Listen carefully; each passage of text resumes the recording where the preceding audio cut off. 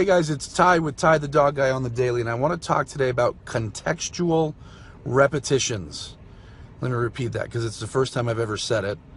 Contextual repetitions.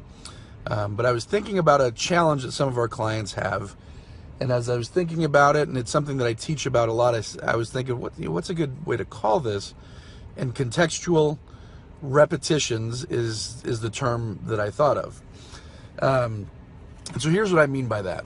A lot of folks find that when we start training, they see big results in certain areas.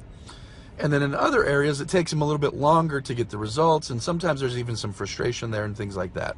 So those other areas might be, their dog isn't great when somebody rings the doorbell, they bark, they go a little bit nuts. Or maybe we're working on aggression and the dog's progressing really well with obedience, but the aggression is taking a little bit longer, things like that. And what I've determined that the challenge is contextual repetitions. So for example, let's say we're teaching the dog to sit, and that's all we're asking the dog to do is just to sit. I don't know, in a few minutes you can really teach it, and then hanging out around the house you can get tons of repetitions in easily. Those repetitions will come naturally, easily. You'll get tons and tons of repetitions in the space of a week without breaking a sweat. You can have hundreds of repetitions on sit. And so therefore, as we all know, repetition is a big key to learning. And so your dog might learn sit or down or whatever pretty darn quick in the grand scheme of things, a few days or a week to get pretty good at sit, for example, if you're working on it. And so that same person, whose dog now sits really well, it could easily become frustrated when somebody rings the doorbell and they're trying to get the dog to sit and the dog won't sit. Or again, maybe the dog's aggressive and they're trying to get the dog to sit instead of lunge at the other dog, but the dog won't do it. And the problem is, well, one of the problems, but a big problem is contextual repetitions, meaning in the context of, hey puppy, no, nothing's going on, all I really want you to do is sit, we got a ton of repetitions. In the context of someone rang the doorbell and someone's on the other side of that door, it might take a while to get the repetitions that we need.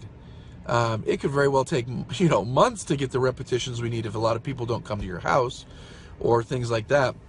And so oftentimes we have to figure out a way to cheat and to get those repetitions in context.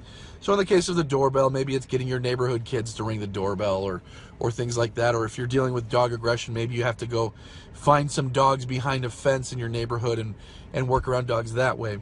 And that would be quote unquote cheating. But you've got to get repetitions in context if you're going to solve a problem. And again, oftentimes we'll get to a sticking point with a client and that's all they need. They're doing everything perfect. Everything, they're doing it right. They just haven't done it right in the correct context enough times for the dog to actually have gotten very good at it. And so again, part of it's state of mind and just being aware. So for example, a lot of people get so used to like the doorbell rings and they're just grabbing the dog and putting it in the bedroom that they're not even getting the repetitions, or they're not ready when somebody rings the doorbell or whatever. And so awareness is a big key so that we can get enough repetitions. But then having the right methods and the right methodology in that moment can often be pretty critical too, such that we can get the dog to obey and things like that. So like I say, repetitions are super important.